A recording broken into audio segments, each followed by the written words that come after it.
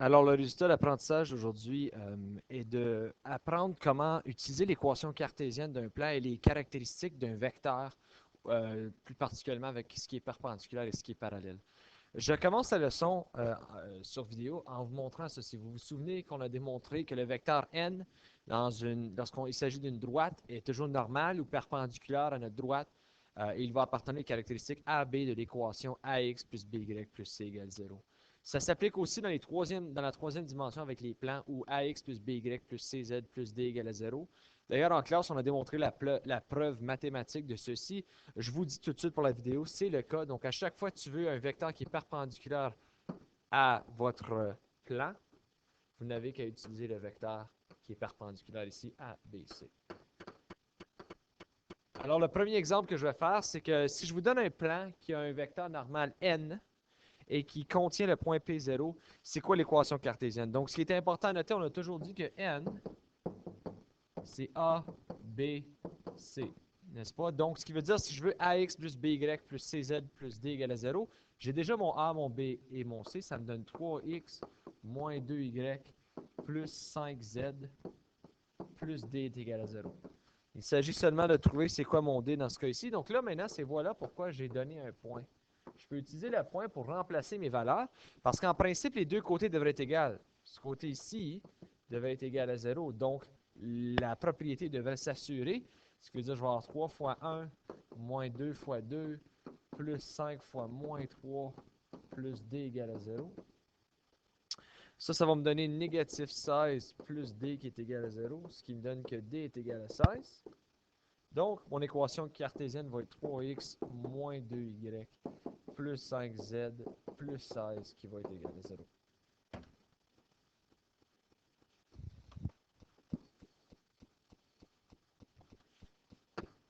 Dans la deuxième partie de la question, je vous ai demandé maintenant que vous savez ce plan-là, est-ce que ce vecteur ici est parallèle à mon plan? Là, il y a des gens qui se sont cassés la tête en salle de classe parce qu'ils essaient de penser, OK, si je suis dans la troisième dimension, je devrais avoir ici, j'ai un plan. Donc, on concentrait à savoir comment est-ce que ce vecteur peut être parallèle. L'indice est dans la réponse ici. Je sais que le vecteur n est perpendiculaire à mon plan. Donc, si n est perpendiculaire à mon plan, et j'assume que mon vecteur A, ici, est parallèle à mon plan, d'abord, n serait aussi perpendiculaire à mon vecteur. Donc, si n est perpendiculaire à lui, lui doit être parallèle à mon plan, parce que lui est déjà perpendiculaire à mon plan. Donc, la seule loi qu'on connaît, c'est A.n égale à 0. Donc, je fais le produit vectoriel, ce qui me donne 4, 1, moins 2, point 3, moins 2, 5 devrait être égal à 0. Donc, on va vérifier si c'est vrai. J'ai 4 fois 3 plus négatif 2 fois 1. Non, oui, plus négatif 2 fois 5. Est-ce que ça, c'est égal à 0? Donc, ça va me donner 12, moins 2, moins 10. Ça va être égal à 0. Donc, 0 va être égal à 0. Donc, oui, effectivement, si celui-ci est perpendiculaire à celui-là et celui-là est perpendiculaire à mon plan, donc lui doit être parallèle à mon plan. On regarde aussi la question C. Maintenant, je te dis, si j'ai le même plan, mais maintenant, je te demande est-ce que le vecteur ici est perpendiculaire à mon plan. Donc, si je regarde de façon visuelle, j'ai un plan, j'ai un vecteur n qui est perpendiculaire à ce plan, et je me demande si le vecteur B est aussi perpendiculaire à ce plan. Bien, si vous regardez les deux vecteurs que je viens de dessiner, qu'est-ce qu'ils ont de significatif? C'est que les deux sont parallèles. Puis c'est logique, si lui est perpendiculaire, d'abord les deux vont être parallèles parce que les deux sont à 90 degrés. Donc, je vais vérifier si lui est parallèle à lui. Si les deux sont parallèles, ça conclut que B est aussi perpendiculaire à mon plan. Donc, je sais que s'ils sont parallèles, ça veut dire que B va être égal à K fois N. Okay, donc, la loi est collinéaire. Donc, si lui, N est K fois plus grand que B, donc les deux sont parallèles, alors dans ce cas ici, je vais faire que 15 moins 10, 25 doit être égal à K fois 3 moins 2, 5. Alors maintenant, tu divises ça dans ces fonctions paramétriques. Donc, je vais avoir 15 doit être égal à 3K Moins 10 doit être égal à moins 2k. Et 25 doit être égal à 5k. Alors ici, je devrais avoir que 5 égale à k, 5 égale à k, et 5 égale à k. Donc dans ce cas ici, vous allez voir que il existe un cas, donc lui et lui sont parallèles, ce qui veut dire qu'il est exactement pareil comme mon n, donc il est exactement perpendiculaire à mon plan. Dans la question D, je vous demandais de déterminer un autre vecteur qui est normal au plan. Donc on a déjà déterminé que si j'ai mon plan ici,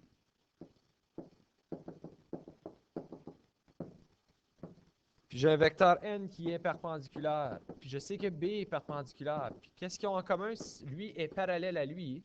Donc je vais créer un vecteur C qui est perpendiculaire, mais qui est aussi parallèle aux deux autres. OK? Ça ne fait pas de différence lequel que je choisis. Moi, je vais dire C doit être parallèle à N. Si C est parallèle à N, il est pareil comme N, sauf qu'il est plus grand. Et N est déjà perpendiculaire, donc il va être perpendiculaire au plan aussi. Je vous suggère d'utiliser N et non B. La raison pour laquelle je dis ça, c'est parce que B, c'est pas si tu as eu la bonne réponse. Si tu as eu une erreur dans la dernière question, puis tu utilises B ici, ça risque de te donner une erreur. Donc, je sais que si j'ai C va être égal à, mettons, on va dire K égale à 3. 3 fois 3 moins 2, 5. Ça va me donner que le vecteur C va être égal à 9, moins 6, 15. Et voilà, ça c'est un autre vecteur qui est perpendiculaire à mon plan et qui est parallèle au vecteur N, qui est mon vecteur normal. OK. Celui-ci est un peu plus difficile parce qu'on devait trouver avec les points suivants on doit trouver c'est quoi le vecteur qui est perpendiculaire à ceci. Donc, l'indice que je vous donne d'abord, c'est qu'on deal avec des vecteurs. OK? On veut un vecteur n qui est égal à ABC. Puis ensuite, une fois que j'ai ça, je peux trouver ma formule cartésienne parce que j'ai déjà 3 points. Mais je ne deal pas avec des vecteurs en ce moment. Donc, pour travailler avec des vecteurs, je dois créer des vecteurs dans l'espace, dans le plan. Donc, je vais avoir 4 plus 3, 6 plus 1, 2 plus 2. Ça va me donner le 7, 7, 4. Donc ça, c'est un vecteur. Et je vais faire le vecteur CB aussi. Le vecteur CB, ça va être, je vais juste l'écrire tout de suite, là, moins 1, 10 et 1. OK, donc vous avez deux vecteurs.